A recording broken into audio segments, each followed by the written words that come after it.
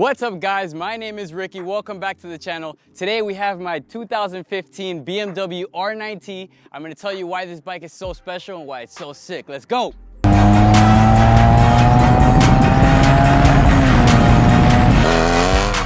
So to start off, we're gonna go over the mods on this bike. I've done a bunch of things to this bike. The most noticeable one is this Rizoma handlebars. So these handlebars, they're clip-on handlebars. They're extremely short, extremely low down, which makes the bike a little bit uncomfortable, but who cares? I'm all about the look. Functionality is not always my main priority. Of course, once you get the handlebars, you need to go for the little mirrors. There's actually 3 sizes of these Rizoma mirrors, right? These are the smallest ones. Once you do that, you need these little caps. So the mirrors are actually come out here, all the way up here, so these kind of like eliminate it. Staying on this side of the bike, BMW, I don't know for what reason, they left this whole intake right here with just like this plastic cap. So I've added this Rizoma tip that's aluminum, gives it like this perfect, nice little beautiful look, including also these Rizoma LED riding lights. One thing I really like about this bike is that it already comes from factory with a steering stabilizer. This is huge. I don't know why all these bikes don't bring that. I mean, once you're going kind of fast, let's say in a Ducati, the front end starts getting a little loose and it's just not safe. Come on guys, include it in the bike. Coming down here, I've actually added this frame bolt cover. It gives it a nice little touch. It's aluminum, just gives it that nice little taste, you know?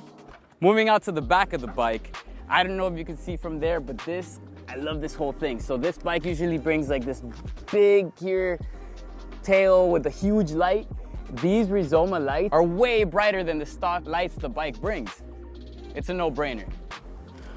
One more thing about this bike that is a must is the moto gadget. So normally the bike will bring the cluster that has the speedo and the tack really big right here. I don't like that look. You want to have that whole entire flat cafe racer style. This is great. Only bad thing is you kind of can't read it when you're riding. Now, I do like the look of this whole entire thing being flat. So I've also made myself this little phone holder. I have the metal here and these are magnets.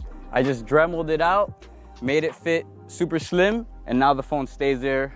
I mean, I've ridden this bike maybe up to 140, 145, and the phone doesn't go anywhere. Now, one of the things that makes this bike so special is the character that this bike gives. It's not like extremely precise, it's not a Ducati, it's not a crazy riding machine. This bike actually has that character. It's like when you're riding a Porsche, it's not perfect, it's just, well, an old school air-cooled Porsche, which is same style motor that this. So this is a boxer motor. It's a 1200. Fun fact, they're not, once you look at it from the top, one side of the motor sticks out more forward than the other side of the motor. So you can actually lean the bike more on one side than the other. On this side, some of the mods I've done is I've hidden this battery tender down here, right? So the battery tender, I hide it there, you can never tell because this is actually the stock battery tender, but it seems to not work every single time. So just added one there and I hid it. It looks real nice. Of course, if you use your bike a lot, you need this helmet holder right here with the little lock. That's universal, you can get that anywhere. What's not universal is this tip right here. So this normally brings like a flap and it's for cold starts. We live in Miami, I don't need that. So I've actually just completely eliminated the whole entire exhaust. The exhaust comes up through here, but how beautiful is that open tire? You can't beat that, man. You're riding down and it's just floating, it's sick. Now going back to the character side, since the motor sits sideways and it's actually sticks out, when you rev it, it goes vroom, vroom, which is important to have the steering stabilizer because when you're going down and you're hitting 80, 90 miles an hour and you're shifting hard, the bike has so much torque that it actually shifts. So the steering will go whop, whop, like that. So it's important that it has a steering stabilizer, but it's also cool that the bike has these characteristics that any other bike normally wouldn't have. So one last little mod that I did, because I have the phone here, I also did add a phone charger, except I routed it. I took the tank off and routed it all through where the stock harness is, so you can't even tell, it just hides perfect. Boom, comes out here, plug in your phone, and now you're charged, ready to go. Now that I've told you about the bike, let's go for a spin.